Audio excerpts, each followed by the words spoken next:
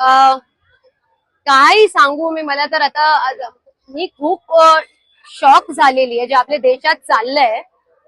पहिला तर आपल्याला सगळ्यांना माहितीये की तिथे सोनम वांगचुक जी 20 दिवसापासून भूक हरतालवर बसले होते आणि टॉपिक का होता, माझ्यासारखे आपल्यासारखे युवांसाठी बसले होते ना. एवढे जे नीटचे आणि कॉम्पिटेटिव्ह एक्झाम्सचे पेपर लीक झाले आणि त्यामुळे किती युवांनी सुसाईड केलं, त्याच्यासाठी ते लोक शांतीपूर्वक आंदोलन करत होते.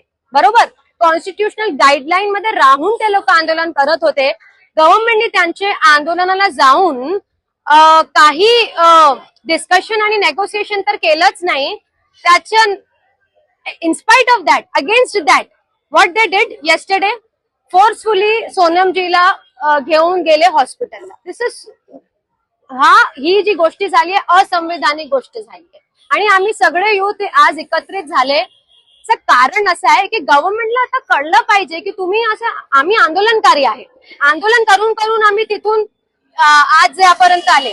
आंदोलन करके मैं वहां से यहाँ पे आई हूँ. आप आंदोलन को दबा नहीं सकते. आप जब भी किसी की आवाज दबाने जाएंगे, खास करके युवाओं की, तो वो उतनी जोर से पूरे देश के हर कोने कोने में आपको सुनने को मिले. तो हम देश का जो एज्युकेशन सिस्टम है उसको बदलने की जरूरत है. अरे क्या हो जाएगा, तुम्ही जेव्हा त्या प्रधानला सांगितलं की इस्तीफा द्या बाबा, कारण त्यांना तर येत नाही ना कसा एज्युकेशन सिस्टम चालवायचा है. अपने ऊपर ऐसे लोगों को भार लेके क्यों बैठी है गवर्नमेंट? ऐसे लोगों को अपने छाती पे क्यों लाद के बैठी है जो लोगों को नहीं आ रहा है गवर्नमेंट एज्युकेशन सिस्टम बदलना, एज्युकेशन सिस्टम पर काम करना.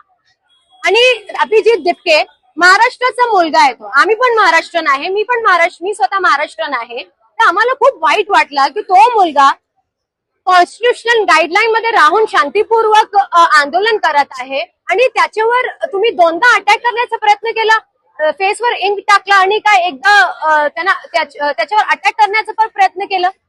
एक चुकीची गोष्टी आहे. कोई अगर आंदोलन कर रहा है और अब आपकी नाकामयाबियों को अगर ठीक नहीं कर सकते हो तो किसी और की आवाज को दबाना, ये कहा कि democracy. This is seriously not acceptable.